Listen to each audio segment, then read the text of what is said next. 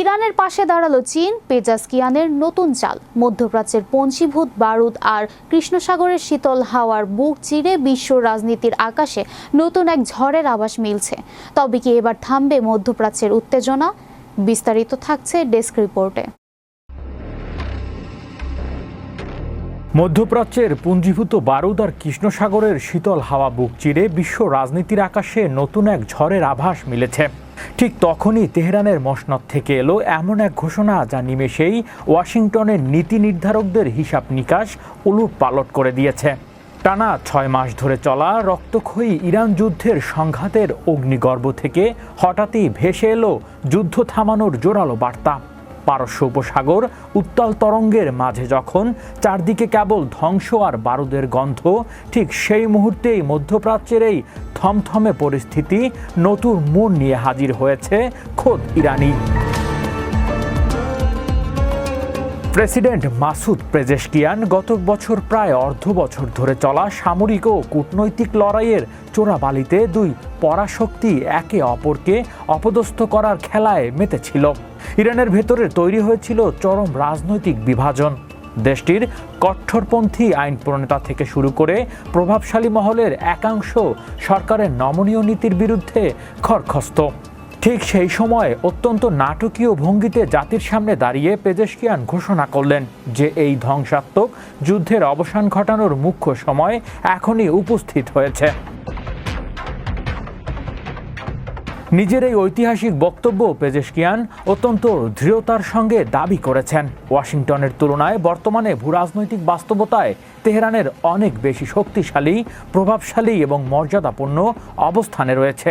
তার মতে আন্তর্জাতিক সমস্ত আইন ও নিয়মের তোয়াক্কা না করে যুক্তরাষ্ট্র যেভাবে ইরানের স্কুল, হাসপাতাল এবং বেসামরিক অবকাঠামোগুলোতে নির্বিচারে হামলা চালিয়েছে, তাতে আজ গোটা পৃথিবীর বুকে মার্কিন নীতির বিরুদ্ধে এক গভীর ঘৃণা ও ক্ষোভের আগুন দাউ দাউ করে জ্বলছে।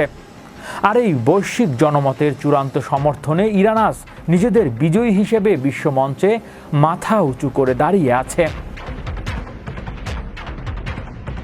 তবে এই যুদ্ধবিরতির আহ্বানের পেছনে রয়েছে গত জুন মাসে ইসলামাবাদের স্বাক্ষরিত বিতর্কিত সেই সমঝোতা স্বাক্ষর, জানি তেহরানের অন্তরেই ঝড় উঠেছিল।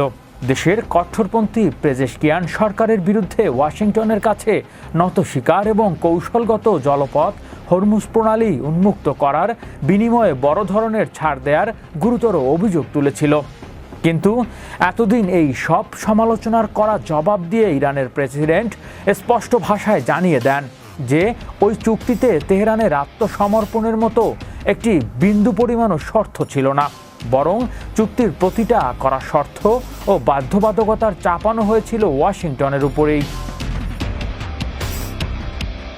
ইরানের এই হঠাৎ শান্তি প্রস্তাব এবং আত্মবিশ্বাসী অবস্থানের নেপথ্যে সবচেয়ে বড় অঘটন হিসেবে কাজ করেছে আন্তর্জাতিক কূটনীতির ময়দানের বেইজিংয়ের নাটকীয় হস্তক্ষেপ।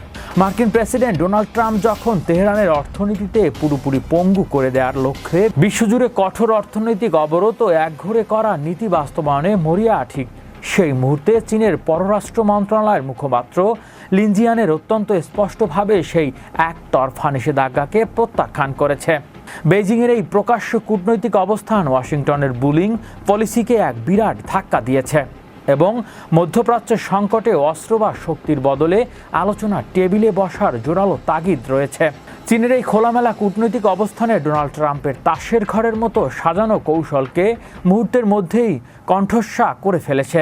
বিশেষ করে আগামী 24 সেপ্টেম্বর হোয়াইট হাউসের চীনা প্রেসিডেন্ট শি জিনপিং এর পূর্ণ নির্ধারিত সফরে ঠিক প্রাক্কালে বেইজিংয়ের এই পদক্ষেপ ওয়াশিংটনকে বড় ধাক্কার অস্বস্তিতে ফেলেছে। ধারণা করা হচ্ছে হোয়াইট হাউসের আসন্ন সেই শীর্ষ বৈঠকে মধ্যপ্রাচ্যের এই দীর্ঘস্থায়ী যুদ্ধ এবং বৈশ্বিক অর্থনৈতিক রাজনীতির ভবিষ্যৎ নিয়ে এক রুদ্রতার ও তীব্র দর কষাকষি শুরু হতে চলেছে, যা বিশ্ব রাজনীতিতে সমীকরণ পুরোপুরি বদলে দিতে পারে। গত 6 মাসের এই রক্তক্ষয়ী অধ্যায়ে হরমুজ প্রণালীর জলসীমানা, নৌ ব্লকেট, আকাশসীমা, রহস্যজনক ঘটনা এবং অর্থনীতির ধকলের মধ্যে দিয়ে এশিয়া ও পশ্চিম বিশ্বের নীতিতে যে গভীর ক্ষত সৃষ্টি হয়েছে তা আজ বিশ্বকে এক ভয়াবহ মূল্য চোকাতে বাধ্য করছে।